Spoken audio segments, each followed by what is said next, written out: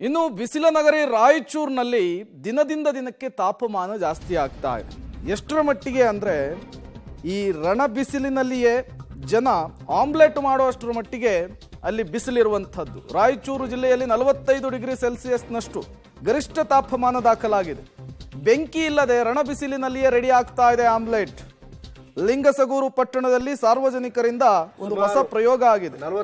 ನಡು ಮಧ್ಯಾಹ್ನದಲ್ಲಿ ತವಾ ಕಾದ ಬಳಿಕ ಆಮ್ಲೆಟ್ ಅನ್ನು ಮಾಡಿ ಅಲ್ಲಿ ತಿಂದಿದ್ದಾರೆ ಸ್ಥಳೀಯರು. ರಾಯಚೂರು ತಾಲೂಕಿನ ಗಿಲ್ಲೆಸಗೂರಿನಲ್ಲಿ 46 ಡಿಗ್ರಿ ಸೆಲ್ಸಿಯಸ್ನಷ್ಟು ತಾಪಮಾನ ದಾಖಲಾಗಿದೆ, ಬಿಸಿಲು ದಾಖಲಾಗಿದೆ. ಕಬಿನಿಯ ಹಿನ್ನೀರಿನಲ್ಲಿ ಪ್ರತ್ಯಕ್ಷವಾಗಿದೆ ದೇವಾಲಯ.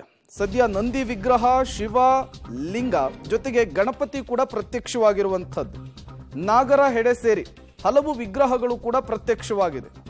60 ಅಡಿಗೆ ಕುಸಿದಿದೆ ನೀರಿನ ಮಟ್ಟ. ಎಚ್.ಡಿ. ಕೋಟೆ ತಾಲೂಕಿನ ಬೀಚನಹಳ್ಳಿಯಲ್ಲಿರುವಂತಹ ಜಲಾಶಯ ಇದು. ಮತ್ತಷ್ಟು ನೀರಿನ ಪ್ರಮಾಣ ಕಡಿಮೆಯಾದರೂ ಕೂಡ ಇನ್ನೂ ಹಲವು ದೇವಾಲಯಗಳು ಪ್ರತ್ಯಕ್ಷವಾಗುವಂತಹ ಸಾಧ್ಯತೆ ಇದೆ ಅಂತ ಹೇಳಲಾಗ್ತಾ ಇದೆ. ನೋಡಿ, 2013ರಲ್ಲಿ ಇದೇ ಪ್ರದೇಶದ ಹಿನ್ನೀರಿನಲ್ಲಿ ಹಲವು ದೇವಾಲಯಗಳು ಪ್ರತ್ಯಕ್ಷವಾಗಿತ್ತು. ಸದ್ಯ ಜಲಾಶಯದಲ್ಲಿ 7 TMC ನೀರು ಮಾತ್ರ ಇದೆ. ಮುಂದಿನ ದಿನಗಳಲ್ಲಿ ಮಳೆ ಆಗದೇ ಇದ್ರೆ ಈ ನೀರಿನ ಪ್ರಮಾಣ ಮತ್ತಷ್ಟು ಕಡಿಮೆ ಆಗುವಂತಹ ಸಾಧ್ಯತೆ ಇದೆ. ಕಬಿನಿಯ ಒಡಲು ಬರಿದಾಗುವಂತಹ ಸಾಧ್ಯತೆ ಇದೆ. ನೀರಿನಲ್ಲಿ ಮುಚ್ಚಿ ಹೋದಂತಹ ಹಲವು ದೇವಾಲಯಗಳು ಪ್ರತ್ಯಕ್ಷವಾಗುವಂತಹ ಸಾಧ್ಯತೆ ಇದೆ ಕೂಡ ಅಂತ ಸ್ಥಳೀಯರು ಹೇಳ್ತಾ ಇದ್ದಾರೆ. ಕಬಿನಿ ಹಿನ್ನೀರಿನಲ್ಲಿ ದೇವಾಲಯ ಪ್ರತ್ಯಕ್ಷವಾಗಿದೆ. ನೀವು ಕೂಡ ವಿಜುವಲ್ಸ್ ಅನ್ನ ಗಮನಿಸ್ತಾ ಇದ್ದೀರಿ.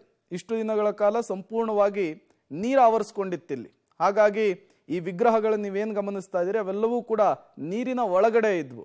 ಈಗ ದಿನದಿಂದ ದಿನಕ್ಕೆ ಬಿಸಿಲು ಜಾಸ್ತಿ ಆಗ್ತಾ ಇದೆ.